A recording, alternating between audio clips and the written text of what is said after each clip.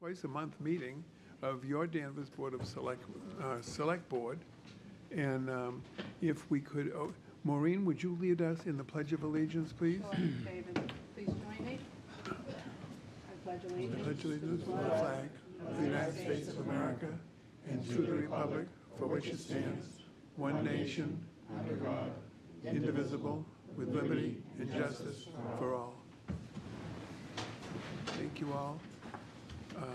Kathy, would you kindly manage the agenda? Yes. Approval of the minutes of September 19, 2023. I move we approve the minutes. I do have comment, though. Thank you. A motion. Is there a second? Second. And discussion? Mr. Chairman? Yes, Mr. They were lengthy because of the bond, and I appreciate that. Two things. One is there are, in the discussions on the first page, the bottom of the first page about the public hearing that was held about parking, there are quotes, there are quoted statements in here, but there's no attribution to who made those statements.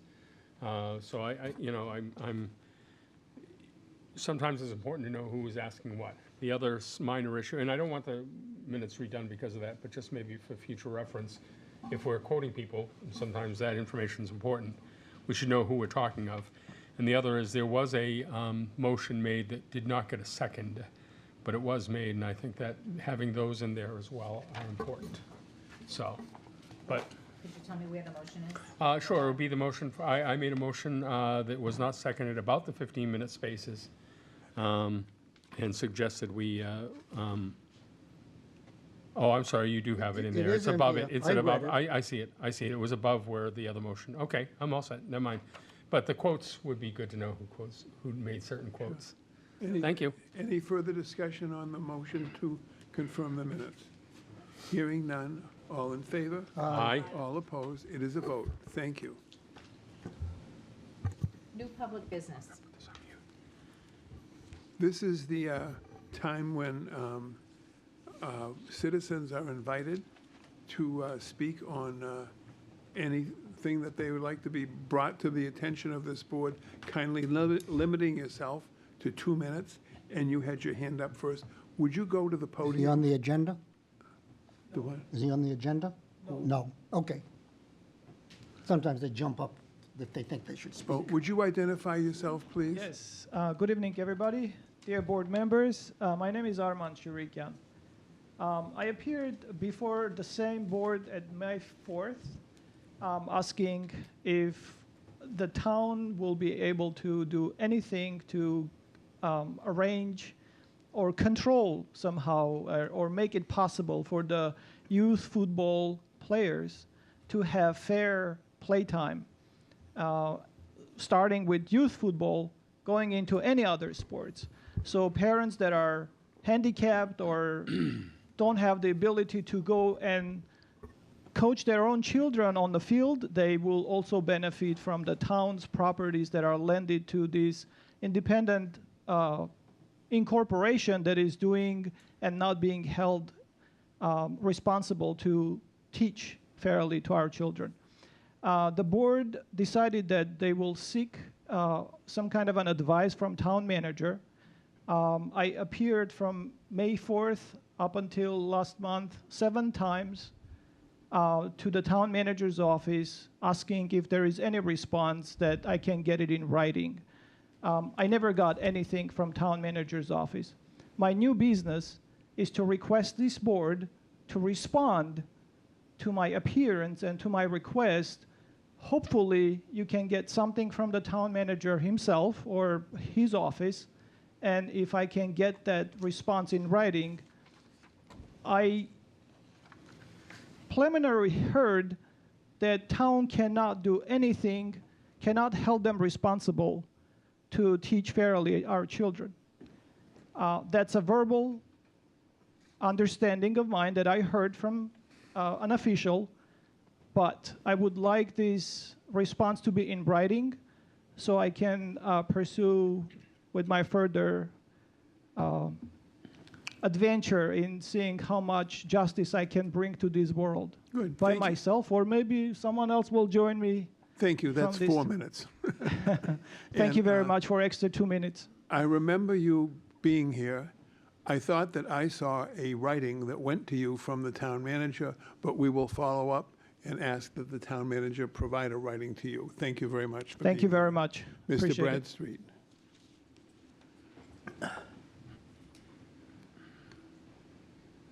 Bill Bradstreet, Town Meeting Member, Precinct 1. Some time ago, I think it's the Shackler Company, if I'm not pronouncing it right, had to be held accountable for poisoning a lot of people by the drugs they produced.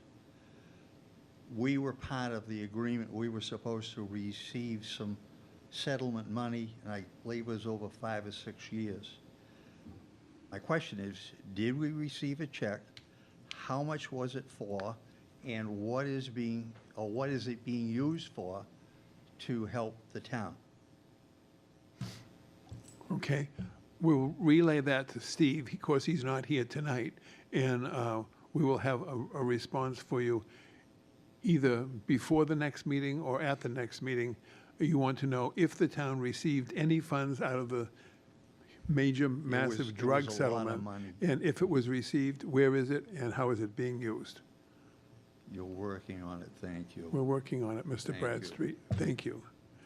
Is there anything else, God? Did you have a matter to bring up? No, no, sir. Okay. Nothing further. Item number 3.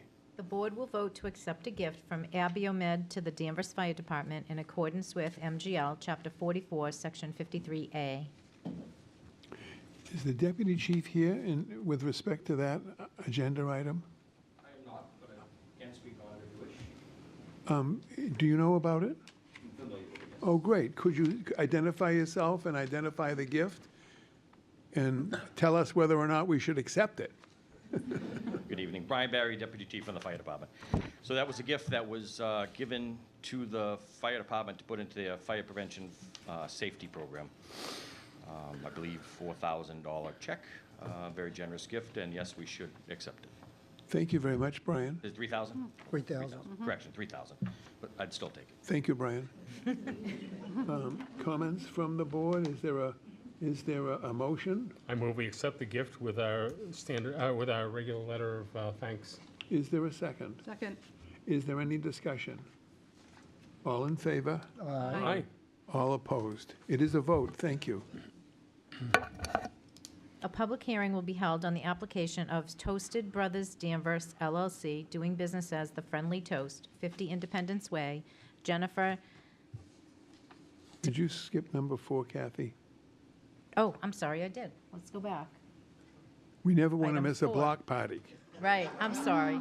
The board is in receipt of a first-time application block party by Alan Walico of 41 Central Ave on Saturday, October 14th, from 12 p.m. to 6 p.m., blocking the area from 35 to 45 Central Ave. Is there someone here to speak in favor? Would you kindly identify yourself and tell us about this party and whether or not we are all invited? Hi, everyone. I'm Elaine Waleko. I live at 41 Central Ave. I just want to start off saying, even though I presented the application as a first-time block party about 20 years ago, Central Ave used to have a block party. I think I was there for maybe 2 of them. So jumping forward to now, we've had a lot of turnover on our street. We have a lot of new residents that have children, and those of us who have been there for 30 years, we don't know them. So we thought this would be a good time to throw a block party, get to know our new neighbors, and welcome to the neighborhood. So that was the reason for submitting the application. Great. Sounds wonderful. There may be some questions. If you could stay there, please. That's fine. Are there questions from members of the board? Matt? Yes. How will you be blocking off the street on both ends? Well, again, years past, the town used to provide big sawhorses to block off both ends. Back then, we would block off that whole section of the street. Right now, we're just asking for a portion of it. Okay.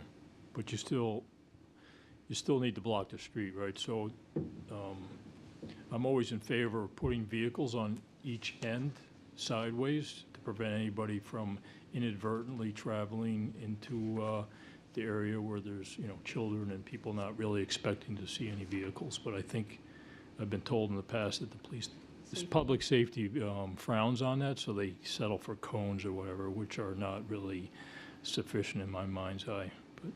But sounds like a fun time and a good way to meet new neighbors and just strengthen the cohesiveness of the neighborhood. So kudos to you for bringing it back. Thank you. Thank you, Matt. Maureen, anything? How many people you estimating going to be there? I mean, there's, what, 10 houses? Yeah, I Roughly? think the last rough count we had, there was about maybe 24 to 30 people that were interested, so whether or not they all show up, we'll find out. I think it's a great idea. We just want We- everybody yeah. to be safe. We have a couple people from Conant Street as well that will be Oh. coming over, so. Okay, great. Well, have fun and be safe. Thank you, Maureen. Dan, did you have anything? Yes, I do, thanks. Will you have any of the bouncing things? Nothing? No, Okay, no, thank you. no, we're too old for that. Well, the kids might like it, but if you I'd have them, like you it can't put too, them in the but- street. Yeah, no, we won't be having anything like that. Thank you. Good. I have no questions other than to say, from recent experience with a road closing at my end of the town does provide sawhorses, heavy sawhorses with road closed, do not enter signs. So Okay, I was think gonna they've- ask that. So DPW will be in contact with you if this is approved. Thank you, guys. Thank you. And now, what about the menu? Okay, just, It's a potluck, so come on Okay, down. thank you. Bring a chair and something to share. do we need a vote, or is this a vote matter? No, it's not a public hearing, but we do need to vote. We do need to vote. So, hearing that, is there someone that would like to move to approve Central Avenue's block party where we are all invited? So moved. Seconded. Thank you. Moved and second. Is there a vote? All in favor? Aye. All opposed? Thanks for coming in tonight. Nice to And meet you. you are invited. Okay. Kathy, I want to stop for a second. Jen, would this be a good time to do show and tell?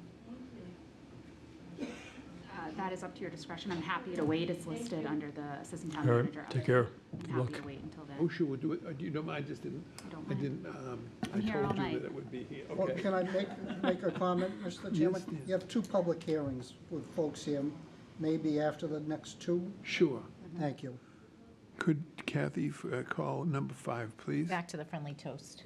Okay, a public hearing will be held on the application of Toasted Brothers Danvers LLC, doing business as The Friendly Toast, 50 Independence Way, Jennifer Tachuk, manager, for an alteration of premises to add an outdoor patio area, change of manager, and extended early hours, 8 a.m. Monday through Saturday, and Sunday beginning at 10 a.m. at that location.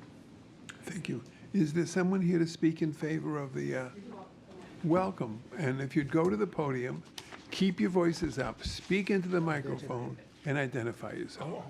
I'm Jennifer Tachuk. I'm the general manager of the Friendly Toast. Jennifer, welcome. Thank you. My name is Michael Peel. I'm the area director for Friendly Toast.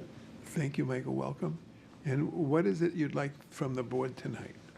So we're looking to get a change of manager where I'll be the one in charge of the liquor license for the Danvers location. We are looking to change the hours that we sell alcohol earlier to 8 a.m. as our hours of operation are 8 to 3 Monday through Saturday and 8 to 4 on Sundays. And then lastly, adding on our patio onto the liquor license as well, so we're able to sell outdoors on our patio area. Okay, anything else? Nope, that'll be all. I'm a little embarrassed because I haven't been to your store. What exactly is the Friendly, it's an interesting name. But Yeah. what do you do down there? We're a spunky brunch and bar. So, Okay. yeah. Why don't I just show up? Yeah, exactly. Please, All let right. us take care of you. Madam Clerk, are the papers in order? The paperwork is in order, yes. Okay, members of the board, are there questions? There's the menu. Oh, I have the menu. You can peruse. May I? Please, Dan. Thank you. So what time do you start serving alcohol currently? So it's 11 o'clock Monday through Saturday, and then 12 o'clock on Sundays right now. 11 o'clock. And you say you want to add outdoor seating? Yes, we And have. how do you want to do that? So we have space within our parking lot. How would you call It was it? actually part of the floor plan when we took the building, but we never submitted that floor plan with the liquor license. So then we had to exclude the space that we already have that's all done and ready. That's the space in front of the front door where all the tables and chairs are. Yes. We did not use this. So you use it during COVID, as you allowed? And you've stopped using it. One makes me wonder why you're coming to us in the end of the outdoor season for outdoor seating. So our business manager, Lauren Robinson, has been in communication with somebody from the town. Thank you. She's on maternity leave now, but I do believe that maybe it was the wrong application had been filed. We tried to get this resolved before the summer season, and we're unable to do that. And then she went on maternity leave, and now Tyler St. Chalace at the office, I believe, is who you're working with. So now we're really just looking to have it moving forward so that next summer season, we can set it up and we'll be compliant with everything we need to do. I visited the store today. Sorry, I'd never been there before, so I was curious about the outdoor seating, and I went in and got a menu and chatted with the young lady at the front. She was very articulate about the seating during COVID, and they couldn't do it, and she did a very good job explaining the outdoor seating piece. I didn't ask her anything about the alcohol. So currently, you open at 8, but you can't serve till 11. So I can see where that's problematic for your business model. Pre-COVID, we were open for dinners. Okay, so that, And once COVID hit, it became very difficult to staff the restaurant, especially during our very slow revenue times, which for us is dinner, where we're primarily a brunch restaurant. So to lose the sales at 9, alcohol makes up a large portion of the profit to stay in business. And to only be able to serve maybe half of the hours we're open is really difficult to run.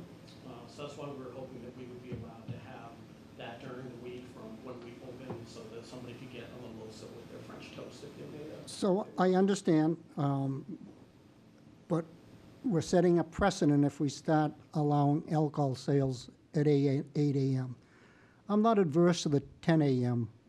Monday through Sunday, and you ask for 10 on Sundays. But I need to give this a lot of thought, and the ramification of doing this as a board, I'm not comfortable at this point in time because you're just coming before us. We really haven't had time to think about it, discuss it, but I'll listen to my fellow board members, but I'm not in favor of 8 a.m. at this time. Maybe after giving it some thought, I might be willing, but I would be willing to go to 10 a.m. as a start. Thank you. I just would like to add. in the Please, paperwork- could you go closer to the microphone, please? Sorry. In the paperwork, you'll see our food sales and our liquor sales. We do about $2.8 million in revenue, and 80% of that is in food sales. So I think in a lot of places that we operate, towns, they were concerned, like Portsmouth was the same way. Little concerned about being able to sell alcohol at 8 o'clock in the morning. And then once they dive into our actual sales figures, you'll see that we are primarily a restaurant first.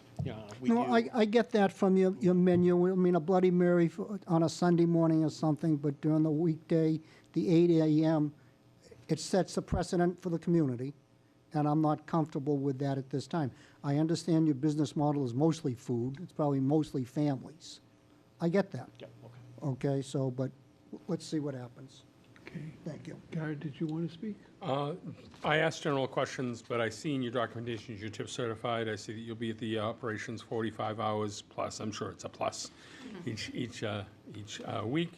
And then I will assume or ask you to make sure that you've identified those people who are second and third names on the license, that at no point is the restaurant open that doesn't have someone whose name isn't on the license. I didn't say that properly, but you know what I mean. At all times, someone has to be designated in the restaurant that is on the liquor license as primary or secondary or tertiary. I don't have a problem with the 8 a.m. start. There are other restaurants in town, I believe, and I'll ask, maybe the clerk knows off the top of her head, but an 8 a.m. start for breakfast and mimosas is not unheard of, and I think that it's the same responsible liquor service as you have at 11 o'clock, 12 o'clock, 2 in the morning, 2 in the afternoon, or 8 o'clock at night. I'll have no problem with going ahead and extending the hours to start at 8 o'clock. Those are my comments. Thank you. Thank you, Gary. Follow up on that? Yes, Are there sure. other Yep. people serving at 8 AM? I was unable to locate any location that has an 8 AM start time. However, in this particular case, I did reach out to the police chief to ask him if he had any concerns. Due to the business model at the Friendly Toast, he did not have any concerns about this location. Thank you. Thank you, Kathy. I'm sorry, Sylvan Street Grill, right on the line in Peabody or Sylvan Danvers? Street Grill is Peabody. Okay. Part of the parking lot is in Danvers. All right, that was one of the models, and then obviously Century House, which is in Peabody, I understand. So I didn't know if Sylvan Street was, that was one of the businesses I thought. But there are other breakfast places that do have liquor licenses. It's up to the discretion of the board. Right. I did take a brief look through the licenses that I have, and I did find that there were a couple of locations that do have an earlier start on Sunday. I didn't see anything jumping right out at me during the week. Thank you. Kathy, Maureen?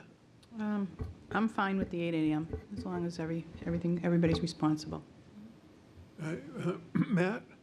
Thank you, Mr. Chairman. So I share the concerns of Board Member Bennett about it's kind of the unknown territory for allowing 8 AM openings. I think we would have to allow that for other establishments as well and not pick and choose who would be able to open at that time.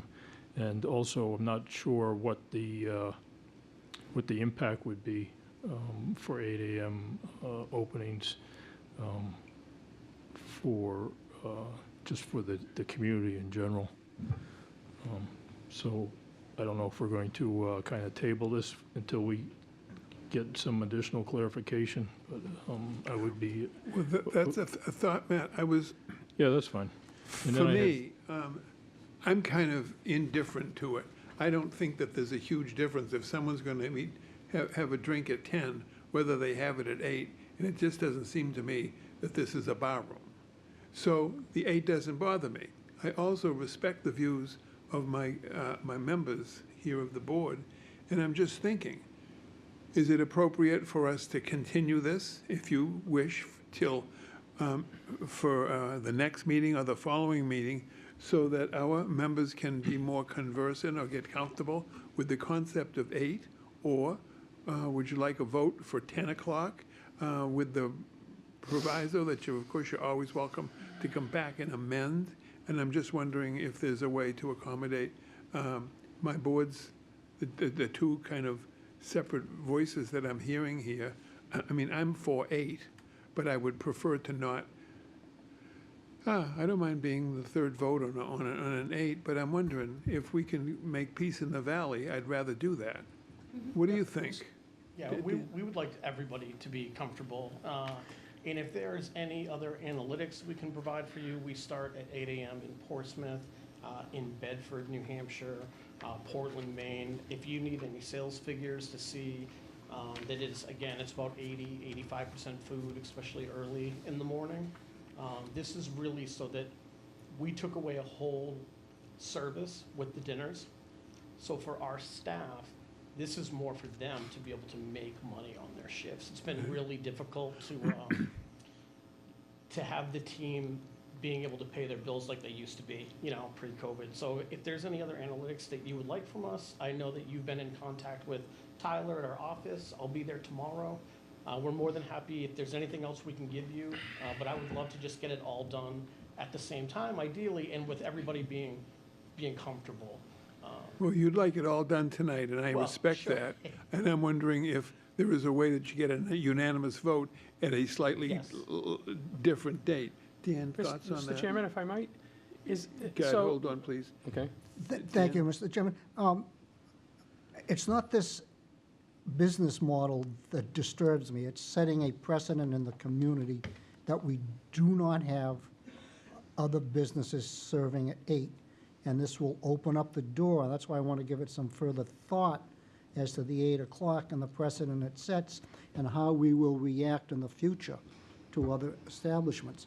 I am comfortable with approving 10 o'clock today and give it some more thought. The analytics, we don't need those. It's Okay. not your business model. Gotcha. I was very impressed with what I saw today. Okay. And with that young lady at the front as well. and the fact that our liquor license is predominantly right there on the bulletin board when you walk in. That's always important, not hiding it. I'd be comfortable with 10, or tabling it to give it some more thought. Gard? I appreciate that a unanimous vote is always preferable. But I guess the question I have is, and I appreciate that you say it's not this business, but they have a successful track record of responsible liquor license.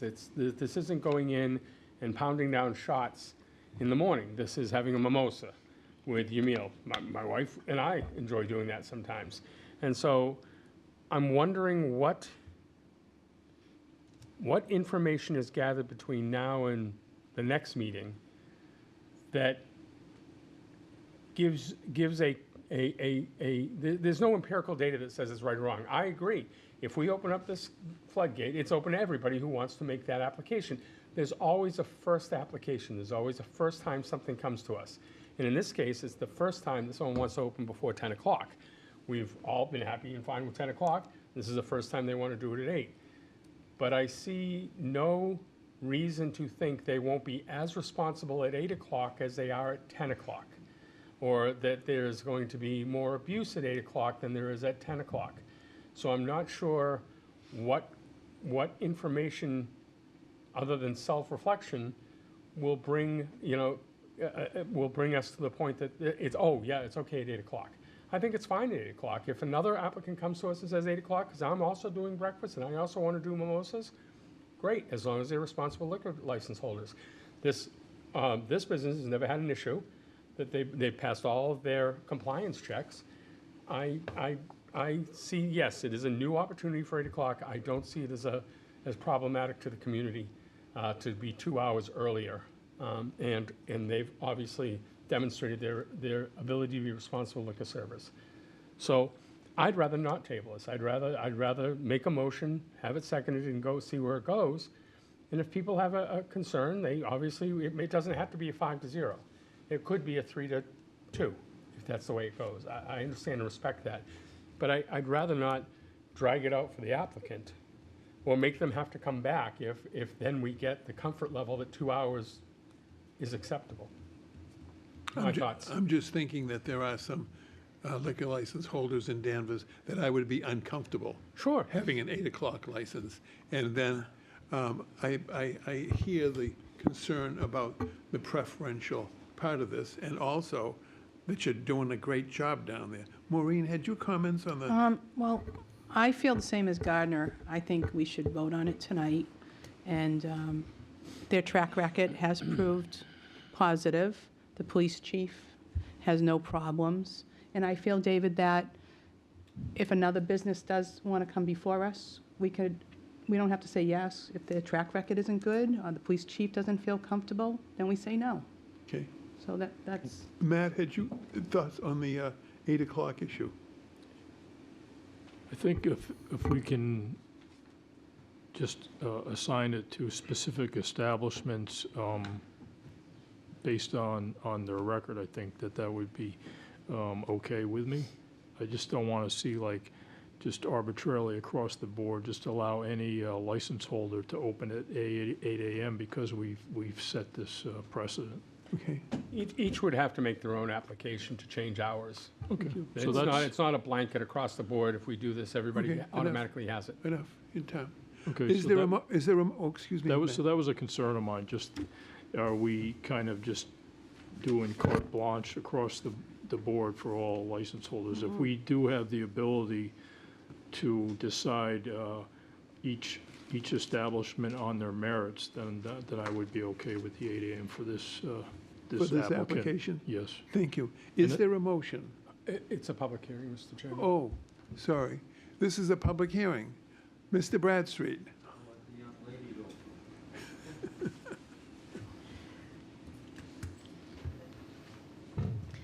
Nova Yosemite Town Meeting Member, Precinct 1. I'm just standing in support of the 8 a.m. Liquor license extension. I don't think we should punish a restaurant because of what might happen with another restaurant.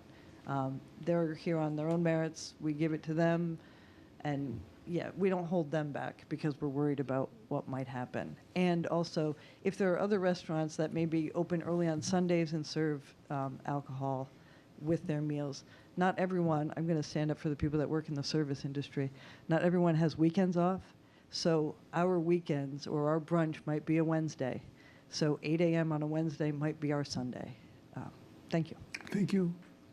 Mr. Bradstreet?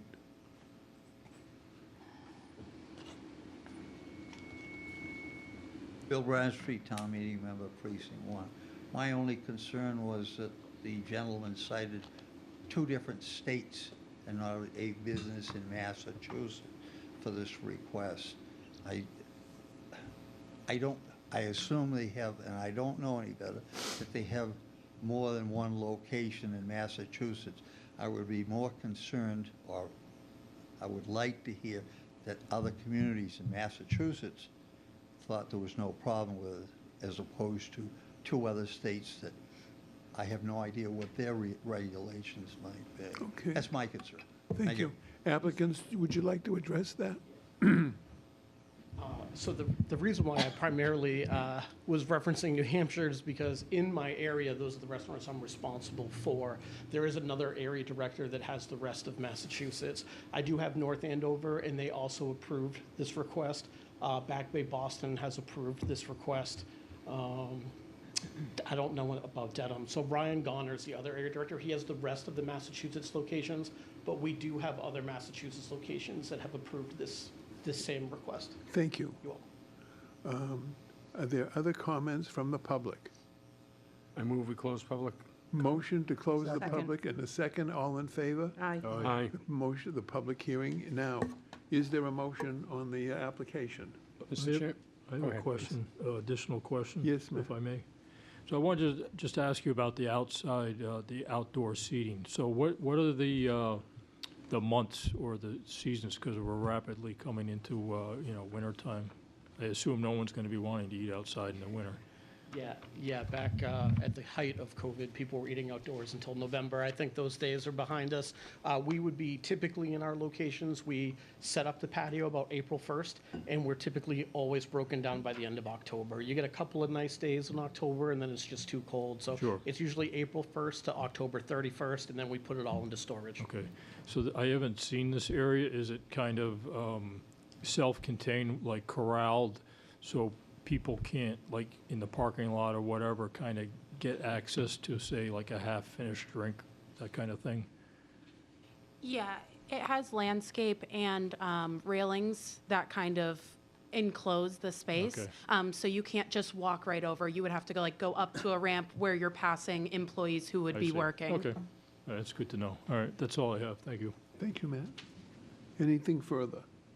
Matt, did you make a motion, Gard? I will, but Yeah, okay. Mr. Duggan had a question, and I'll ask, do you want me to make that a part of the condition of the motion that April to the end of October? No, I'm not Okay. concerned with that. You asked that. Yeah, it's not. Mr. Chairman, I move that we accept the application of Toasted Brothers Danvers LLC, doing business as Friendly Toast, 50 Independence Way, to assign the new manager on the liquor license, Jennifer Chakik. I'm sorry about that. Change of manager, extended hours from 8 a.m. Monday through Saturday and Sunday, beginning at 10 a.m. at that location. Thank you, Gard. Is there a second? Second. And is there further discussion on the motion? Hearing none. All in favor? Aye. Aye. All opposed? No. The motion, the application is approved. Thank you for being with us, and thank you for taking part in this, I think, a very important discussion for us. Thanks. Good luck. And I will definitely be down so I'll know what you're talking about. Thank you. We'll be happy to have you. Thank you very much. Yeah. Thank you. Thank you. A public hearing will be held on the application of Johnny's Beef and Pizza, 67 High Street, Unit 3, Johanna Lakakos, for a common victualler license at that location. Hi, are you Joanna? Yes, I am. Welcome. Hi. Speak up, please, and would you tell us who you are and what you'd like from the board tonight? Yep, so I am Joanna Lakakos, and I'm opening up Johnny's Beef and Pizza on 67 High Street. And I'm here to get my license. Sorry. So I've been in the business for 25 years. I used to have a pizza place in Rockport, sold it about 2 years ago, and I've been living in Danvers for about 13 years, and I decided to open up something down here. Sure. Joanna, 67 High, is that in the plaza where It's in the plaza, McDonald's Unit is? 3, yep, where the old Danvers House of Pizza was. Danvers House of Pizza. Oh, so Across from are they out? Have they left the Danvers House of Pizza? Mhm. Oh, I'm sorry, I didn't know that. Okay, thank you. Are there questions from members of the board? Guard? No, I wish you well at that location. Thank you. And nothing much more to say. You've been a business owner before. I'm certain that you've taken your time to think about their business model, and welcome to Danvers. Thank you. Thank you, Dan. No questions. Maureen? No, I say welcome. Thank you. Thank you, Maureen. Matt, I'm sorry. Are you Johnny? No, I am Okay. not. I've I was named wondering the if that store was your after my nickname. 2 sons. Okay, cool. I was just wondering if that was your nickname. or Yep, something. nope. Okay, cool. Thank you. Sounds great to me. Let me see, is this a Public hearing, yep. Public hearing. Are there comments from anybody in the audience? Close Okay, the mi- hearing none. A close the motion to public close. hearing, Is there please. a second? Second? And so all in favor? Aye. Aye. Opposed, it is a vote, so we now proceed. Is there someone with a I motion? make a motion that we approve the application of Johnny's Beef and Pizza, 67 High Street, for a common viculars license at that location. Thank you, Dan. Is there a second? Second. And a second. All in favor? Aye. All opposed? Welcome and good luck, Good and luck. I'll be down. But I Absolutely, didn't know thank the you. Danvers House of Pizza. How long have they been gone? Oh, wow. Since the COVID. Well, I've been off of mostly carbohydrates for a year and a half, but I'll be down to work for one of yours. Thank you.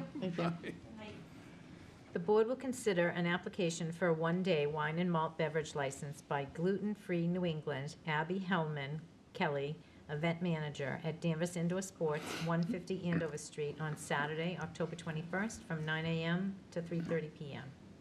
Is there someone to speak in? Welcome. And you keep your voice up and speak into the microphone and tell us who you are and what you'd like from the board tonight. I am Abby Hellman Kelly. I own Wicked Gluten Free, which is a DBA of Gluten Free New England, and I organize large-scale gluten-free consumer expos. We're doing it at Danvers Sports on Danvers Indoor Sports on October 21st of this month. We'll have 100+ exhibitors and food vendors, and are expecting thousands of attendees from all over the region. I do these expos all over the region, and I'm just starting to expand outside of New England. I live in Connecticut. We have one approved vendor so far to sample a gluten-free beer, and then one more who's in the process. They would like to sell glasses of wine, and that's it. It's more food than anything, but I'm here so that we can have a little bit of, beer and wine. Sure. If you'd stay there, there might be some questions, okay? Sure. Matt, had you questions or comments? No, it sounds like would be a very popular event, so I wish you success. Thank you. Thank you, Matt. Maureen, have you? I'm all set, David. Thank you. Thank you. Dan? Thank you. Abby, you're going to be serving beer and wine, and you're looking for the license for all those products from different vendors? Each vendor, I have 2 vendors. One is only beer, and he's already submitted his tips and insurance and everything. The other one is Not Your Average Joe's Restaurant, and they're in the process because they just came on board. They're just wine. Mr. Chairman, through you to the clerk, do these other people have to apply for the one day, or are we granting a one day for the event? We did it as a one-day for the event for Abby Kelly. So it's like her hiring a caterer to come to serve the liquor. The one thing that we did clarify with the ABCC is that this event is for, as far as the liquor goes, on-premise consumption only. There was a question as to whether people would be able to buy the product and take it home. That is not possible. which has been discussed. And how do we know that the people serving are tip certified She has provided me with the tip certification as well as insurance. for both vendors? Up until Saturday, she only had one vendor. So she wants to add a second, and you'll provide that information Yes, to we're the in clerk? process. Okay, thank you. Yes. Thank you, Mr. Thank you, Chairman. Dan. Yep. Garrett, Mr. Bennett asked my questions as well, thank you. okay. Abby, there's no such thing as gluten-free wine, is there? Wine is naturally gluten-free. Okay, so I guess it's a gluten-free product. Right, not your average Joe's happens to have a really big gluten-free menu, so they're popular with the gluten-free crowd. So I believe they'll be sampling food as well. I can't remember, there's so many in my head right now. But apparently they just started a wine business, or they're developing their own Okay, wines, so. thank you very much, Abby. Is this public? Do we have? No, it's not. It's not. So is there a motion? Mr. Chairman, I move we accept the one-day wine and malt beverage license to Gluten Free New England as presented, with the condition that it only be extended to those vendors who supplied tip certification to the clerk. Thank you, Guy. And insurance, thank you. Second. Thank you, Guy. Is there a second? Second. And thank you. All in favor? Aye. Aye. All opposed? Thank you and welcome, and thank you for coming in tonight, Abby. Thank you. You want to hear from Jen now, or? Well, hold on just a second. Jen, would you like to present now, or would you want to wait to the conclusion of our, I'm happy to wait. we'll wait, sure, Yes. thank you. Well, I don't want to lose people. Here's what I'm pondering. There was, I hate to mention my age, and I'm not mentioning anybody else's age. When I was growing up in Danvers, the Salem Evening News was a pretty thick newspaper. It had 2 or 3 pages of the Danvers doings. And the Danvers Herald was a weekly on Thursdays, pretty thick newspaper. And coverage of just about anything going on in town was available from, you're not old enough to, okay. No, but I'm a journalism major, so I get the. Okay, so you get it. So then along comes the Industrial Revolution, and in this room, very often over the last couple of years, I have heard the words social media, and I know how to do email in any event. We have a Citizens Academy that is currently in its 4th edition, and I think it's probably in its 3rd or 4th week.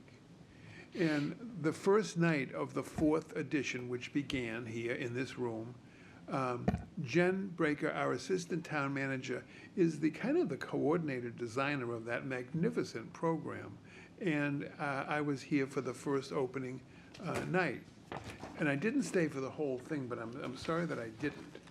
What I saw up on the board was how we communicate. And it was going to be a discussion of those dreaded 2 words, social media.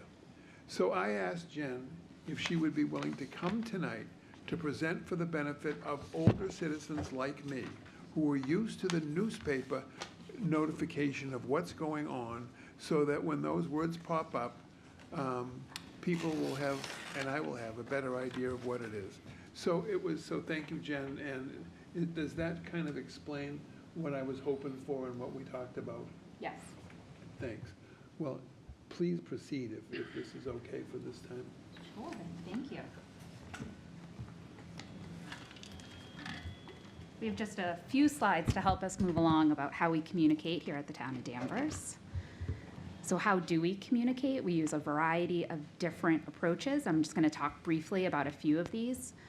High-level overview. We use the website. We issue press releases. We really use David's least favorite word, social media. We use the utility bill inserts. We use our open houses. And we also use newsletters through a variety of departments.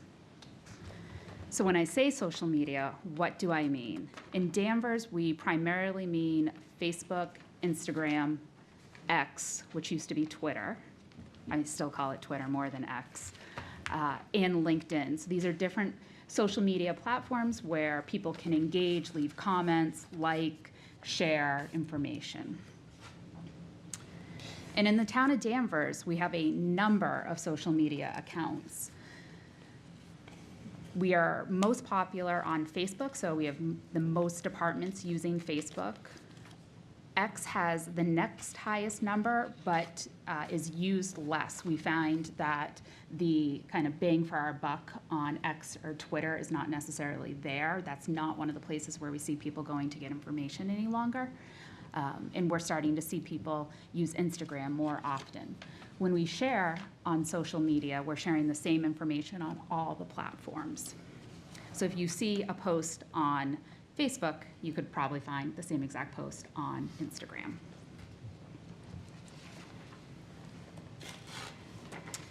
This is a sampling that is far too small of a variety of posts that we share on social media.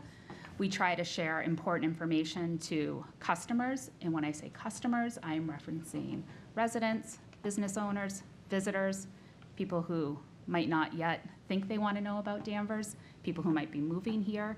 So our customers are a variety. We share information about upcoming public meetings every week. We share emergency roadways and other emergency items that we want to get out quickly. Sharing on social media is a really great way to put information out and allow it to spread rapidly. We share about events. We share about benefit programs that are available to residents. Right in the center is a We Care program dedicated towards seniors, where seniors can receive a call from a town staff person weekly just to check in. We share information that's timely and important to residents, information about trash and recycling changes. And then we try to share some fun stuff. In the bottom corner is a young 8-year-old that was visiting all the city and town halls this summer and made her trip to Danvers. We got to show off our community a little bit. So we try to share a variety of information multiple times a day, multiple times a week. We also share through the more classical media outlets. We share important information in press releases through the media outlets. Shown below are the different news entities that are included in our media outlets release. So if we're sharing a press release, it goes to DCAT, the Boston Globe, the Salem News, the Herald Citizen, the Danvers Patch, and We Are Danvers to be distributed out through their channels. We would also share that same information on social media and our website. So what we are doing is we're duplicating where we're putting things in hopes to make information accessible to people where they are. So if somebody only goes to the Salem News, hopefully they're finding the same information as the person who just goes to social media. Before you leave that page, Yes. Jen, DCAT. Can you explain what is DCAT? DCAT is the Danvers Community Access Television, so they are our local community access. They are recording this meeting tonight. They record all public meetings of boards and committees, various community events, sports games, and other happenings around Danvers, and they air them on a few channels on cable. I do not know those off the top of my head, but it's on their website. And they also share information, so in between shows, they'll have different screens showing on cable of information that is going on in town. Do you happen to know if DCAT has a telephone number where I can just call up and say, I would like to start looking at some old selectmen's meetings. Can you tell me if I can do that and how? In other words, and I was going to also ask you, with all this stuff, is there a live Danvers person that the citizen can call and say, I don't understand it yet, how do I find out how the new trash collection is going to happen? Do we have, other than Yes, calling yes, and you? Yes. Yeah, so, So if somebody needs, they could call DCAT and they would walk them through the steps to watch all select board meetings. All of the meetings are on DCAT's website, so you could go to the website, click on government, and then scroll through the various meetings. They are right there on the website and currently. you're confident that there's a live human being to answer the phone at DCAT? I'm not confident somebody is there 24/7, but I've called multiple times this week and they've answered every time I've called. Thank you. And is there a person in the town hall of Danvers, and I don't mean you, you've got enough going on, where people can call and say, this is all well and good. I don't understand it all. Can you please tell me how to watch the planning board meeting? Yes, we could walk somebody through how to access a meeting as well, and we do also have staff. They've been very busy. I have an update on that a little bit later, answering calls about trash and recycling this week. Sure. But we have staff in multiple offices that are prepared and ready to answer those questions, and we also have a pretty detailed FAQ on the website if anybody wants to stop there first to see if that would help answer their question. Thank you. We also communicate out through newsletters. These are just a few. The DPW puts out a quarterly newsletter. The Senior Center puts out a monthly newsletter. The Planning and Economic Development Department puts out a permitting update. Also, the school department puts out newsletters. The superintendent issues a weekly-ish newsletter, and then the principals at each of the schools issue individual newsletters as well. Oftentimes, if we have big news, particularly we've used it for our resilient Danvers process and our strategic Danvers process, we'll ask the superintendent to include information in their newsletter as well to help reach other audiences that we might not reach. And then I wanted to highlight the town website. I want to take you on a quick little 2-minute tour of the town website, but before we switch over to that, there's 2 ways through the town website that residents, businesses, customers can receive notifications automatically. The first is what is called Blackboard Connect. Blackboard Connect is the system that calls you when we have winter parking bans, elections, power outages. That is an automated system that landlines are loaded into to place phone calls, and that is a traditional landline. So a lot of folks are switching away from a traditional landline and going to an internet phone system. That number may not be automatically loaded, so it's a traditional landline based. But folks can go to the Blackboard Connect portion of our website and add cell phone numbers, amend information. We have some folks that maybe they have a parent who lives in Danvers and they would like to add their cell phone number so that they're getting those emergency calls in another state where they live and can stay up to date with what's going on at their parents' home. That's a great way to get emergency, important, very timely information. The second item is Notify Me, which we'll take a look on the website in a moment. This is a way to sign up for customized information to come right to your inbox or your text. And you can pick and choose what you get from the town. You can receive meeting information, agenda information, news alerts. You can receive a notice of when the planning department uploads their newest planning newsletter, all sent right to your email or text based on your preference. And you can also pick what departments you're interested in. So if Matt only wanted to get planning, zoning, and recreation, that's all you have to get. Where David, you might want recreation and senior center. You can really customize it to whatever your interests are, and you can update and change those preferences at any time. And now we will take a quick little look at the town website. This is the Town of Danvers website. Across the very top, you see 5 tabs: Your Government, Our Residents, For Visitors, Doing Business, and I Want To. These are all very action-based tabs based on different populations. For Your Government, you get access to all of the government. And then it's geared towards residents, visitors, and doing business.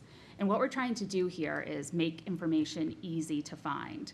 You may know what the action is you want to do, but you may not know what department is responsible for that action. Say it's a trash and recycling information. Someone might have moved here from another community where public health was responsible for trash, and in Danvers it's the DPW. Rather than figuring out who's responsible for trash, you can go to Our Residents and get your trash and recycling information easily. So it's action-based based on what you're looking to do. There's also the action tab, I Want To, which is very action-based. You don't need to know who does it. You just need to know what you're looking to do. And the goal with all of these is to allow our customers the same experience, whether in town hall at noon or online at 3 a.m. We can all shop now on Amazon and other websites at 3 a.m. We should be able to find out about our trash and recycling information the same way. As I mentioned a moment ago, we do have the Notify Me, which is a slight scroll down, second bubble in. Notify Me. Residents can click, and this is where you can access either Blackboard or Notify Me to sign up. If I click on Notify Me, it takes me into the section of the website where it lists all of the different categories and the boards under those categories that you could sign up to receive a notification sent via email or text. And this goes on for the full page. Jobs, bid information, and news as well. Up at the top, where mine says sign in, a new visitor would say sign up. You would enter your email and or your phone number and then just select the icon next to the item you're interested to receive those automatic notifications.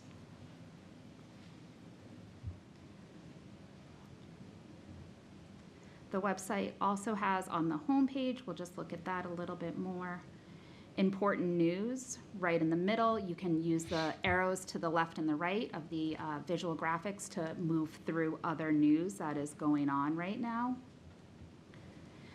The news on the main page is geared towards town-wide news, and then each department also has a news flash where they could have very specific information to their department that might not be as pressing town-wide.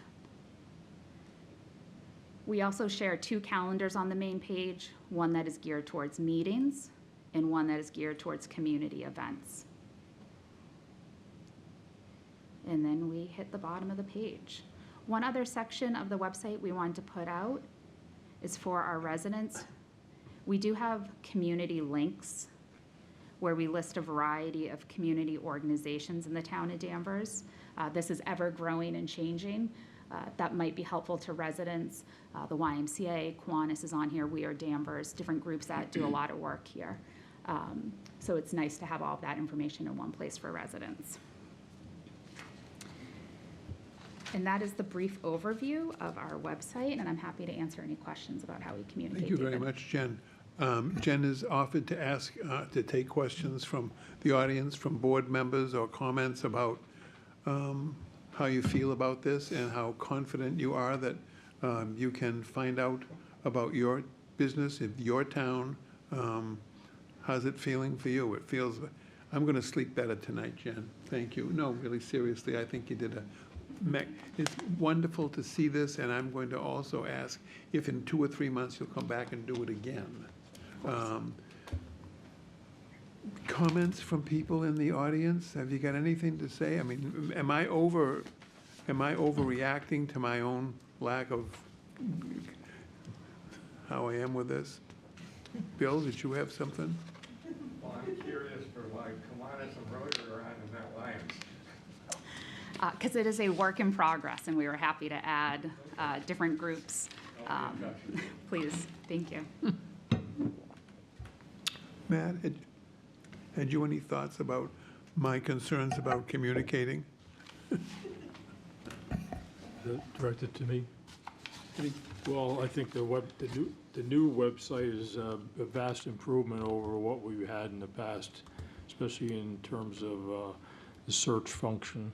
I still have concerns about the repository for historical information and being able to readily pull up, for example, an agenda from this board for maybe 2 or 3 years ago. I think that's an important attribute of the website, is to provide the repository so that people can go back in time and find information that may be useful in the here and now. So, but it's a website should always be considered to be a work in progress, right? It's a kind of a living, breathing, information technology type of portal. So it's, as Jen has alluded to, it's a work in progress. So I'm happy to hear that viewpoint. That's all I have. Thank you, Matt. Maureen, had any thoughts? No, I think it's, like Matt said, work in progress. I think it's improved. You want to make it easy to navigate for the users, and you're always available if they have questions. Thank you. Thank you, Maureen. Dan, did you have any thoughts? Well, I do. I was going to have a comment at the end, but while we're here, maybe I can bring it up to Jen at this point. And it's that Patch had an article about the reevaluations of our properties today.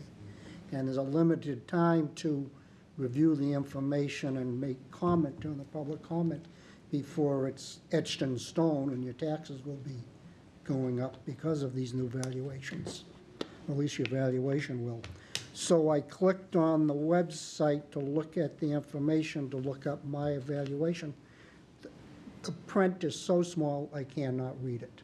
That's the assessors department. And I brought it up to 100%. I could not read it at all. And there's so many pages, I couldn't take a stab at where Page Street might be in all those pages. So I'll have to drop in on the assessor's office tomorrow to find that information, but the website's, in this case, on that, it's useless. Thank you for allowing me to speak up. Thank you, Dan. Garrett, did you have any thoughts? I use it regularly. I would consider myself a power user, often looking for documents. And I've noticed that in the search, you have to be pretty succinct. Document management is a really difficult thing to do, and my company struggles with it as well. We build medical devices and have to keep regulatory documents up to date. When you put a piece of information on a website, it is there. It's there whether it's 20 years old or yesterday. And it's often difficult to know if you do a keyword search, if you're looking at the most timely iteration of a document. And this isn't to knock against the website, it's a difficult thing to do, but I would like to look into the functionality. There is functionality that identifies whether a document has been superseded or not, or if this is the latest version. So, you could search for select board members and you might get Ken Brown. You don't know unless you know that Ken is no longer a member of the select board. You're seeing information that's accurate. He is on the website, his details are there, but there's just something about knowing when I do a keyword search that I'm getting the most recent iteration of a document or something to look at. And sometimes it's a little bit, like I said, I'm a power user, so I'm often looking for keywords and trying to find the right combination of keywords that gets me to the very specific thing I'm looking for.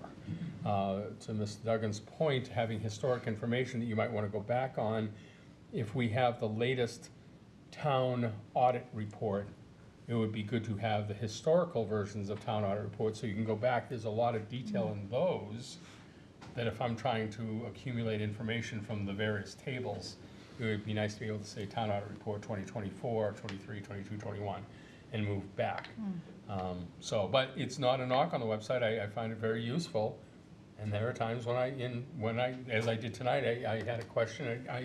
If I can't find something, I call that department head, or I send an email, or as tonight I passed a note to look at various. I happen to notice in the departments that land use and development wasn't on there. So things are. It's an evolution. It's always. Oh, is it there already? Is what I'm looking for there? Okay. I would also remind people that social media, which is this topic of your presentation, is useful only if people go to the actual source. Don't ask on social media if you can actually put a shed 2 feet from your property line. There are going to be a whole bunch of opinions, a whole bunch of, oh, over in my town we do, and that's not useful to you. And when I see those, I often redirect them. Contact the code enforcement, contact the building inspector, contact whoever it is. They're going to be the people with the most accurate and timely answer. Because what happened 2 years ago may no longer be allowed by zoning change. So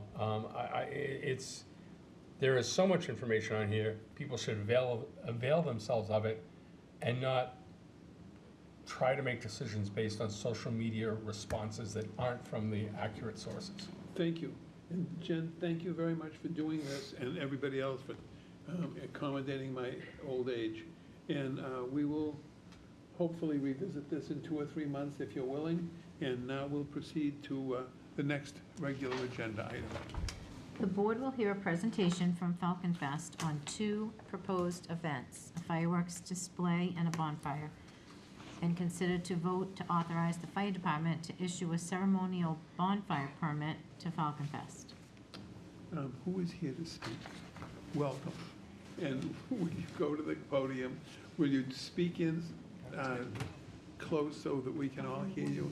Identify yourselves and tell us about this glorious... Good evening. My name is Amy Ciancarelli, and I'm the interim president of Danvers Falcon Fest. I'm joined also by... Hi, everybody. Rebecca Franke, treasurer. We are very excited to share with you more information on 2 events that we are proposing for, one for the winter and one for the summer. I believe you've already received a detailed packet of the proposals. We are open for questions, of course, always, but Because we're being televised and people at home don't have the packet we have, would you explain, you don't have to, can you summarize? I absolutely The can. winter program and the summer program? Of course. So first, we'd like to discuss and seek permission for a ceremonial event for the fire department for a winter bonfire. This is an event that is a beloved tradition. We haven't been doing it for a number of years, and we'd like to bring that back. Essentially, what that would entail is collecting Christmas trees and storing them briefly before we work with our fire department to light them up and have a family sort of festival to go with it, with live entertainment, food, fun, and again, this bonfire. So not only will we be able to dispose of our holiday trees responsibly, but we'll also be able to enjoy a fun night and community spirit. When I was a kid, there were a lot of tanneries in Danvers. The tanneries got their hides for purposes of processing on trains. And the trains brought them, they didn't come from Australia because there's an ocean in between, but they came from Colorado or wherever the factories for making beef and all. They came in barrels, huge barrels, and I think it was brine that was in the barrel where the skin of the animal was stored, and then they were processed in a number of tanneries in Peabody and in Danvers. And in Danvers Port, I think we had 3 or 4 polluting our river, by the way, which we're still trying to unpollute. But those barrels, from time to time, would get accumulated down at the Plains Park. You don't remember any of that? No, You but don't? I'm very familiar with the history. Okay, so then you don't need it from me. Tell me what time of the year or what other details would you like us to know in view of what do you want from the board tonight with respect to your bonfire program? Of course. So the event details are as follows. We hope to have the event on Saturday, January 13th, 2024. The total event time would be from 4:30 to 7:30 with the bonfire lighting at 6 p.m. It will take place at Plains Park in the gravel lot near Memorial Field off of Porter Street. And we are looking for your permission and support to host a ceremonial bonfire event on that day, a special permit for the fire department. Mr. Chairman, if I may. Yes, Jen. The vote that they are looking for is for the select board to authorize the fire department to issue a ceremonial bonfire permit to Falcon Fest. Okay, and that's Thank what you. That's what the board would need to do tonight. in order Correct. to As the move town forward. manager updated the board at the last meeting, the approval of the 2 events, both the bonfire and the fireworks, lies with the town manager. However, given the public, very public events, he wanted an opportunity for Falcon Fest to come before the board and to make sure that you had an opportunity to ask questions and feel comfortable with both events. However, he will issue the formal approval for the use of the town space to conduct the events. Falcon Fest will have to appear before the board eventually, or their vendors for various permits for these events as they come together. Town staff, including the DPW, police, fire, in the manager's office, meets with Falcon Fest regularly. We will continue to meet monthly leading up to these events to coordinate and make sure we are meeting milestones, that public safety and DPW has all information needed for the town manager's office to authorize those events. However, in order to have a bonfire, the select board in the community must authorize the fire department to issue the permit. Okay, and is that something that is appropriate for the board to consider doing tonight? Yes, that would be appropriate. Okay. Well, can you just stand by? Is this a public hearing? No. We'd like in any event, we'd like comment from anybody, questions and comments from, you can maybe have some, and Mr. Bradstreet may want to start off. Can we get comment Before from the the board? board first? Oh, why don't we just hold on if you would, Bill? Guy, would you like to start? Sure. A very thorough packet. It's really nice to see that you've listed all of the approvals and permits that you have to get. I've been excited about this opportunity. This is a really cool opportunity. And I would, only from experience, suggest that you should really focus on a DJ and not a live band. I hate to say that, being in a band, but the cold affects the band equipment, and no one can play guitar with mittens on. True story. Thank you for that feedback. Don't put us poor musicians through that kind of cold and pain. But other than that, I think it's a great idea. I think it's a lot of fun to be had, and it's a great community event people have been asking for years. Family Festival didn't pursue it for whatever reasons, and I'm glad that Falcon Fest is. Thank you. Thank you, Guy. Dan? Thank you. There's a lot of information here, good details, very impressive.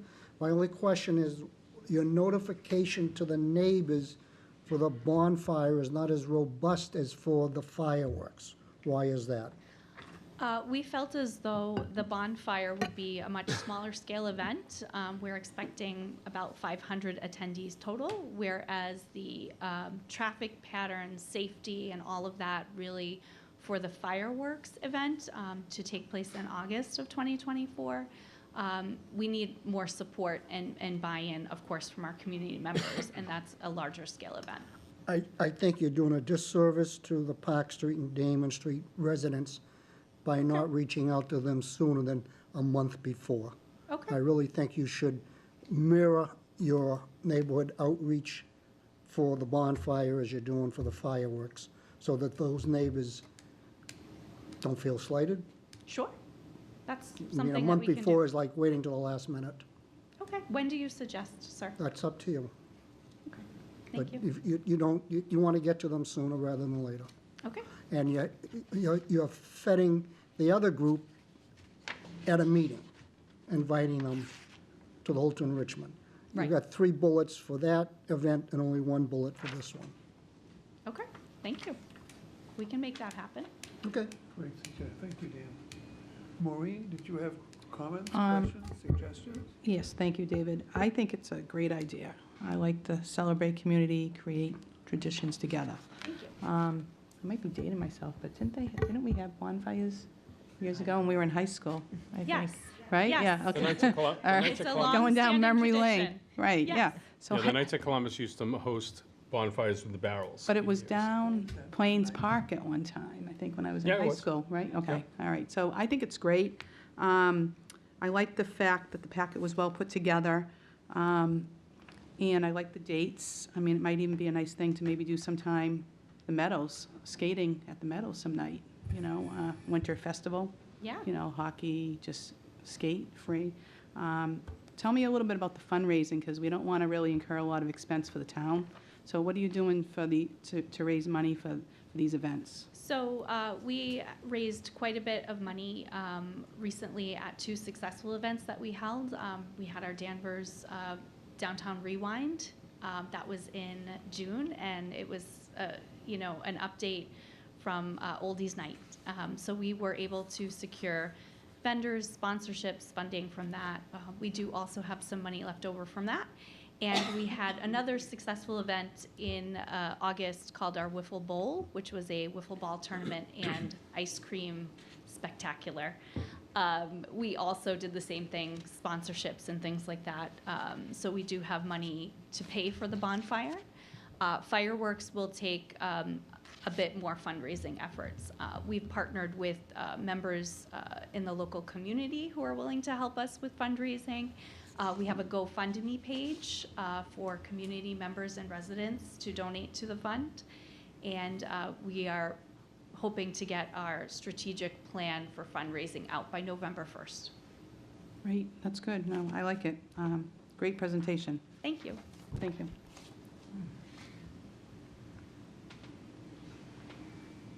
Next. Next. All right, so I remember the last time there was a bonfire. I live close proximity to Plains Park. I can see the memorial field from my house. And I think the last bonfire must have been around 20 years ago. I forget exactly when, but I do remember the traffic. And I remember the number of people. It was a cold day, I remember, or the evening. People wanted to get as close as possible but not get out of their cars. And I just remember there was a lot of traffic on Bayview Ave, Damon Street, Porter Street. So that would be a concern of mine, that there's some kind of traffic management in effect, not maybe as robust as occurred with fireworks, where you had a number of streets shut down. But there needs to be some kind of a well-thought-out plan about how to accommodate, even if it's a 500 people. That's, you know, that's a considerable amount of vehicles. So that would be my only concern. Other than that, bonfires are fun. So I wish you success. Thank you. Matt, thank you. Does the department wish to be heard in the matter, Brian? Good evening, Brian Barry with the Fire Department. So the only reason this is being presented to the board for approval is the open burning laws in Massachusetts do allow a Christmas tree bonfire, but the date that it can be allowed is between December 26th and I believe January 6th or 7th. Due to the timeline that the town is collecting the Christmas trees, that's why it's January 13th is the date, right? January 14th. So that's outside the allowable window of opportunity for us to just grant and issue a permit. So that's why it's in front of the board. We have had several meetings with Falcon Fest. They've been very responsive to our questions and concerns.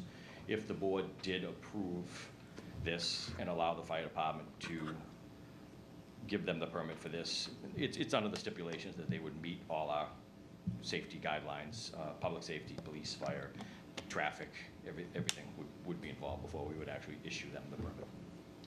Thank you, Brian. So before you leave there, Sure. Is this something that we want to vote tonight? Do you Yes. think this is something can be voted tonight? And are you comfortable with that be voted tonight, Brian? Yes, because this, you would just allow us to issue the permit, and we would not actually issue the permit until we were confident that they're gonna, Okay. do it in And a is it safe public and. hearing? No, but Bill had a question. Oh, Bill, yes, of course. Thank you, Brian. Bill has to Yep. take the podium, please.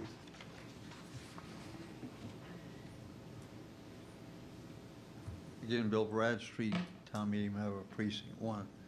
I think we're all aware, I think it's pronounced miscreant, the storage of these dead trees and people liking to bollocks everything up. How will the trees be protected from spontaneous combustion prior to this event? I'd hate to think it's planned and all of the fun is gone, because I'm looking forward to it also. Thank you. Thank you, Mr. Bradstreet. So we did have a conversation about that and consider that that is a reality, that something like that could happen. So the plan is the trees will all be collected and placed in a certain spot, kind of spread out that day, the day of the event. And then just prior to the event, they'd be stacked up. There's going to be a firefighter crew down there, and we'll be able to keep an eye on it until they are ignited. So, going to take all the precautions we can to prevent that from happening. Thank you, Brian. You're welcome. Okay, is the pleasure, is there a motion? So I'll make a motion that we approve we authorize the fire department to issue a ceremonial bonfire permit to Falcon Fest, subject to everything being in order. Thank you, Dan. Is there a second? Second. Is this a motion and second? Any discussion on the motion? Yeah, right here. Matt, speak up, please. Yep, so I think I heard earlier in the presentation that the town manager's department or office would have the final say about the appropriate plan that would cover all different aspects, public safety, any type of entertainment so I think we're confident that everything, all the concerns are ironed out. Is that? You feel safe with the protections that you've So heard? I think maybe Jen could just speak to that briefly. Sure, thank you, Matt. The town manager does have the approval of both events, the bonfire and the fireworks for the use of the fields. As I mentioned earlier, we have planned to have monthly meetings with Falcon Fest, with Public Safety and DPW to start working on traffic management plans, make sure all of the other permits are in order and work through that process over the next several months. We have worked very closely with Falcon Fest on the Downtown Rewind event, both with traffic management. They were responsible for a number of the costs for those events instead of the town. It was a smooth process. We very much enjoyed working with the Falcon Fest board, and we hope to continue that. So we are excited about these two programs coming up, and we'll keep a very close eye on that, and I'm sure the town manager will provide updates to this board as that process moves forward. Thank you, Jen. May I add to that? Yes. Have you done down there? Yeah, I'm all set, thank you. Set, Matt, thank you. Jen, please let the manager know that I would like more neighborhood outreach. Absolutely. Okay, it didn't make it part of my motion, because we're authorizing the fire department, but The outreach, the difference in the two was probably more directed from our office than Falcon Fest themselves. The manager was pretty I detailed. would ask you to direct the town manager to Yep. make more And I think that's a outreach great to the point. neighborhood. Thank He you. was just very focused initially on the fireworks and making sure there was good communication Okay. to the neighborhood about that. Very good. But note taken. Thank you. Did we take a vote yet? No, we didn't. There's a motion and a Yes. second.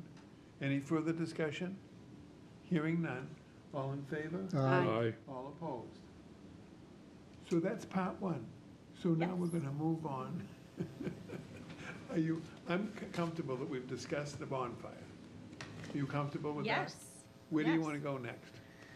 Let's talk fireworks. Are we voting on that tonight? It's not on the agenda. You are not. There is no vote needed by the select board for the fireworks. Well, how about taking 5 minutes and remember that you're being televised. Yes. And tell the community just what you're planning now for the summer. Of course. So we are well aware that most Danvers residents are missing a fireworks display. We understand that due to many different challenges and hurdles that wasn't able to be pulled off in past years. We've found some vendors and ways to sort of do this safely. We would like to offer this event to just Danvers community members. So we're hoping to kind of learn from how big the event got in the past and make it a little bit more manageable, more safe, easier for our friends in our public safety departments. In any event, there will be some changes. There won't be the giant fireworks that you can see all the way to Lynn from Danvers. We are looking to do this on Sunday, August 11th. Again, we want to make it an event, so not just a fireworks display, some sort of family-type festival with entertainment and crafters and vendors and food and all of that wonderful stuff. We are proposing Danvers High School, the green fields that's used for the soccer tournaments currently. We expect that the full duration of the event would be about 4 hours. We are looking really to bring back something special. It was the pinnacle event of the summer. And the vendor that we've contracted with, as outlined in your packet, it will be a smaller show. It will be 10 minutes long. The shells don't go as high. There's no issues with safety for the airport or people watching. It's safe to do in an open field with a 150-foot sort of barrier circumference. And yes, we have lots of plans to reach out to the neighborhoods. We have a draft letter that we've included in your packet, and we are looking forward to getting support from the town so that we can move forward with our fundraising efforts and really make this event a success. Thank you. So you're not looking for any vote, but you want to inform us, and there will be some questions, I think. Absolutely. Matt, want to start at your end? I'm all set. Okay. Thank you. Maureen? No, I think it's great. Thank you. Thank you, Maureen. Dan? I'm just looking for the letter. A letter to who? The letter to the neighbors, it looks like this. It's at the end. Thank you, Amy. Of course. Thank you. I didn't read that. I didn't get that far. Well, I hope you like it because we can certainly modify this for the folks in the bonfire neighborhoods. Thank you. Of course. Anything else? No, that's it. I'm excited about this. There's obviously when Family Festival closed down because of COVID, that was one of our most popular events. And it grew to be a monster that we almost couldn't control anymore. It certainly was an out-of-town experience more than an in-town experience. People came to expect us, and we were the second largest fireworks display in Massachusetts at that time. And it grew and grew and grew over the years. You hope for success, but sometimes you're a victim of your own success. Just to clarify, because people keep getting this wrong, the reason those fireworks ended is because the National Fire Safety Organizations chose different sizes of safety areas for the size of shells that we used. We used certain shells because it got over the tree line at Plains Park, people around the area could see it, so on and so forth. So by reducing that, I can certainly see that you're able to achieve what we didn't after COVID ended. So I'm really excited about this. This is a fresh event. It should not be ever compared to Family Festival. This is your own event, fresh for the residents of Danvers, probably akin to what it was when it first started 20-something years ago. I'm excited to have it become more Danvers-centric than people from all over the North Shore and Boston, the greater Boston area. So I wish you the best of luck. If there's support I can provide, let me know. And I think this is a fantastic thing that you're bringing back. Thank you. Anything further from the board? Anything from the people attending tonight? Mr. Bradstreet is thumbs up. Just thumbs up. That's a good thing. Okay. Well, thank you so much. Is it Amy and Rebecca? Yes, thank you. You're amazing. You do a beautiful presentation, and the amount of work that you've obviously put into this. Thank you so much on behalf of the town. Thank you. Okay, good night. Thanks for being with us.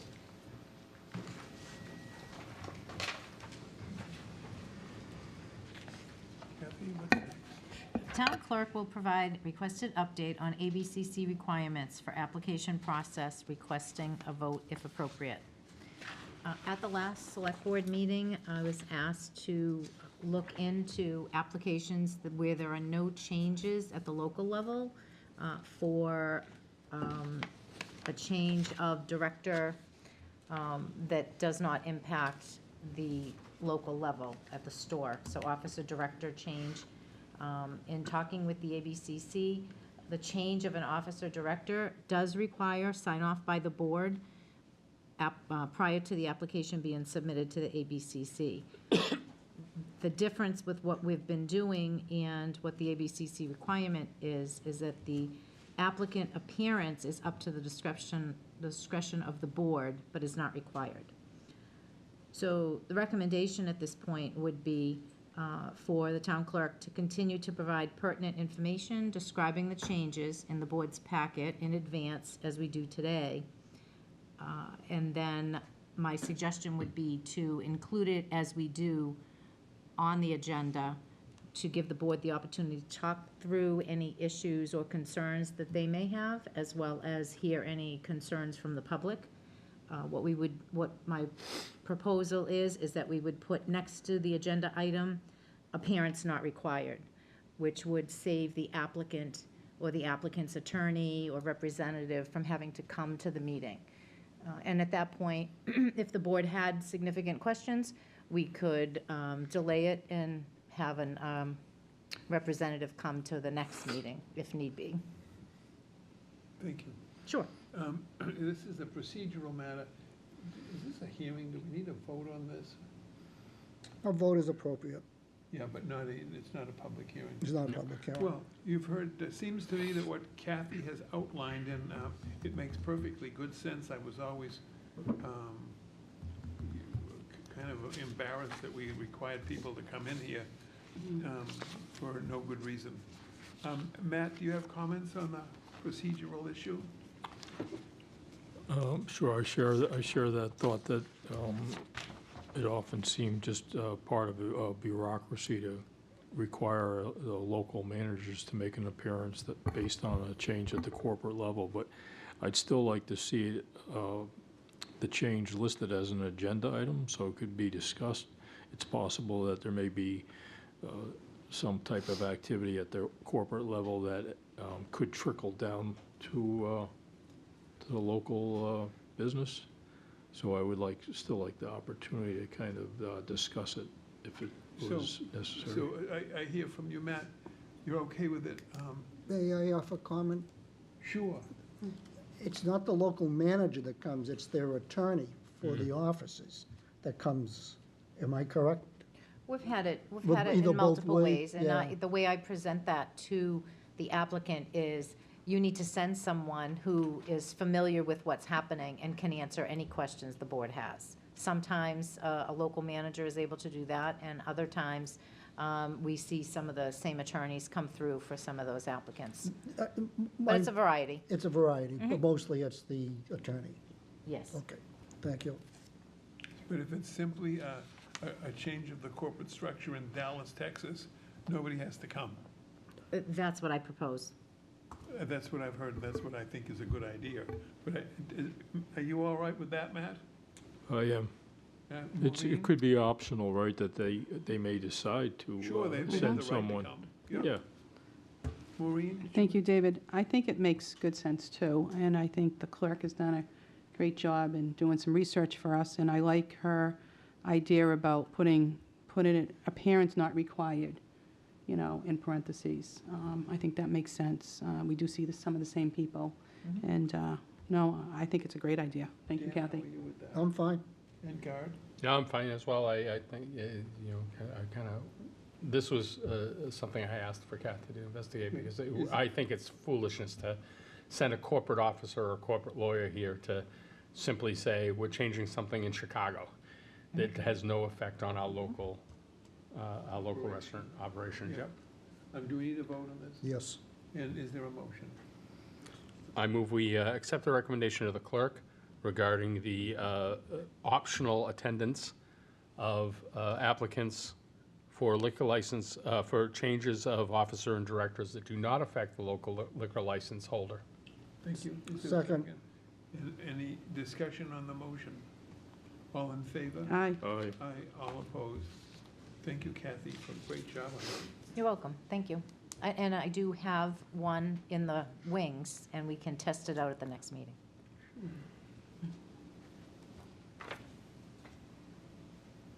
Oh, me again. The Assistant Town Manager will report to the board on various items of interest, including an update on communications. Thank you. Jen, do you have anything? Just a few updates. We are in the first few days of the new trash program. The couple days have gone smoothly. Republic has been using their retrofitted truck to pick up the trash and recycling barrels. All residents should have new trash and recycling barrels if they had prior had town pickup. If somebody is still missing a trash or recycling barrel, give us a call at the DPW. We can definitely help. We have been getting a few questions this week. The most common is what week is my recycling pickup. That is definitely a change for residents, and the DPW is helping them along. If people have questions, as I mentioned before, there's an FAQ on the town's website, and also staff is ready and eager to answer all questions by phone. We also have two DPW trash and recycling events coming up. Last weekend, there was a take back for the previously used trash and recycling barrels.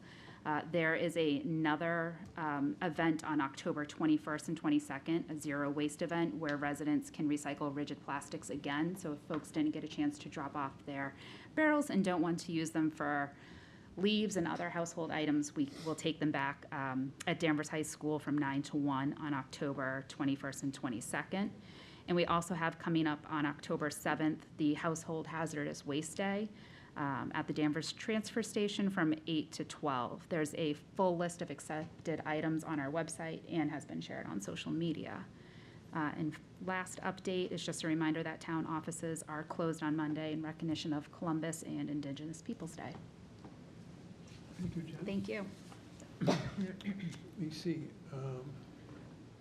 So the next, Kathy, you're up on 11, huh?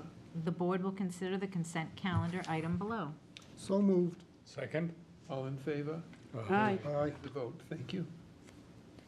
Correspondence, select board, new business, previous new business, updates, and select board closing comments.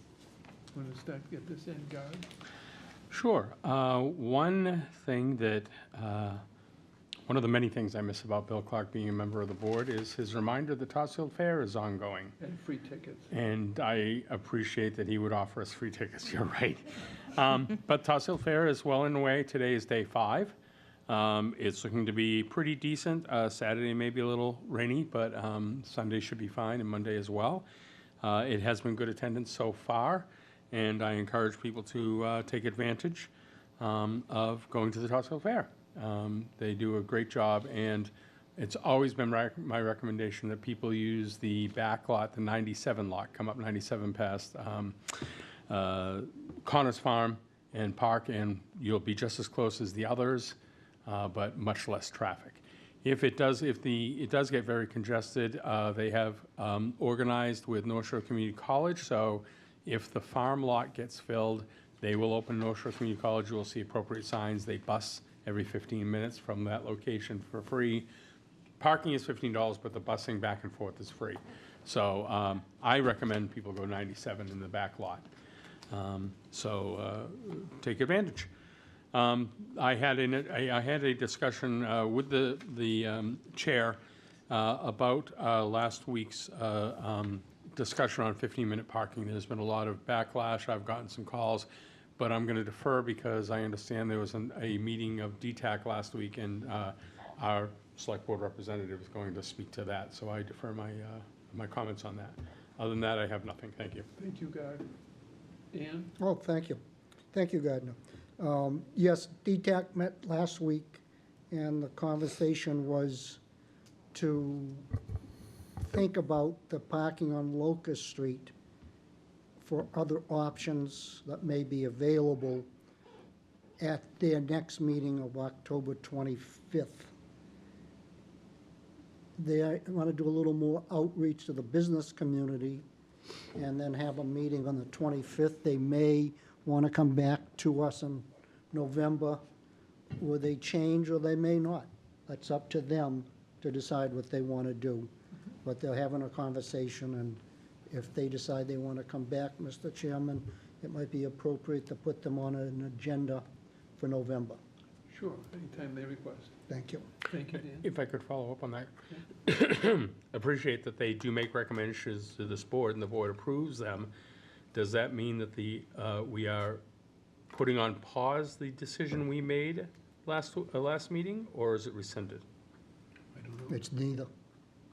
Really, it's just a matter of waiting for DTAC to come back for us. They're the ones that would instruct DPW to order the signs and put the signs up. I think that's probably, they put that on hold themselves. Okay. I guess my comfort level is less than 100%. I think that this should be reinvestigated, and I recognize that they should make a recommendation.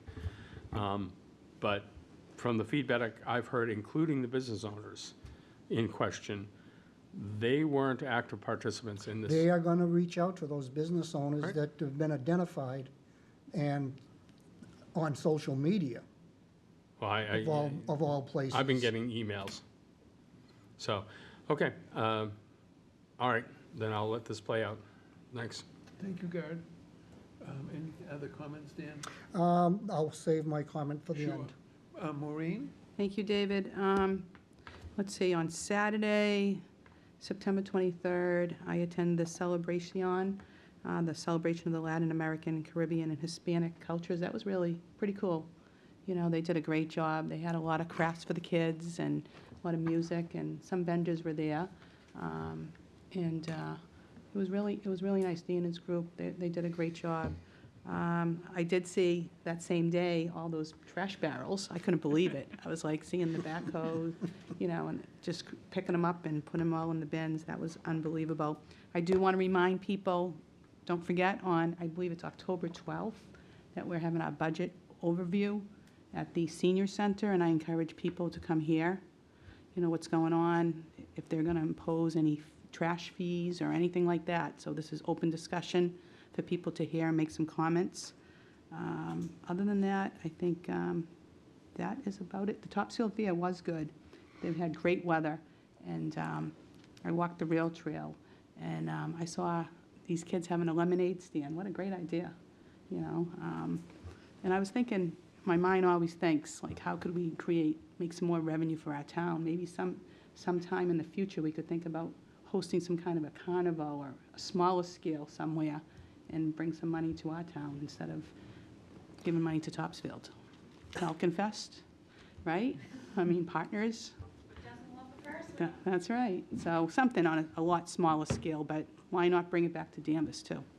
That's it. Thank you. Thank you, Maureen. Matt? Yeah, I have a couple of things, but before I do that, I just wanted a follow-up question to Mr. Bennett concerning the parking enactment, I guess you would call it. So I thought that the select board were the highway commissioners that would decide, have the ultimate decision about whether the parking was, you know, dictated to be 15 minutes at that point. I think I heard you say that it was the DTAC's function is to determine. No, they want to revisit the issue. If I may, Matt, there's 5 spots down there. There's no lines, there's no stripes. How do you determine what's 15 minutes? So they decided to make it all 15 minutes. I think the recommendation should be that they stripe that parking area and determine which ones will be 15, 30, or an hour, and that's what DTAC wants to investigate. Okay. So that they have a good sense, and DPW would be then instructed to put up signs and striping. But DTAC wants to have a meeting and discuss it. But if they make that recommendation, don't they have to come back before this board, just like they did 2 weeks ago, to say, I have a recommendation? I just asked the chairman if he'd put it on the November agenda if they want to come back to us. Okay, well, I think. And he said yes. I think Matt was asking the same question I was. They don't decide, they decide what they're going to recommend. No, they're making recommendations, exactly. Okay. But they had so much feedback, if you will, that they thought it was prudent to rediscuss it. Now, we're talking public safety, police, fire, public safety, public works, electric, engineers. They're all involved in these decisions and bring them to us. As you well know, you've attended many of those meetings. Yeah. I just wanted to get that clarified. We made a decision. If we want to change it, we should hear the input from them. Yeah, fair enough.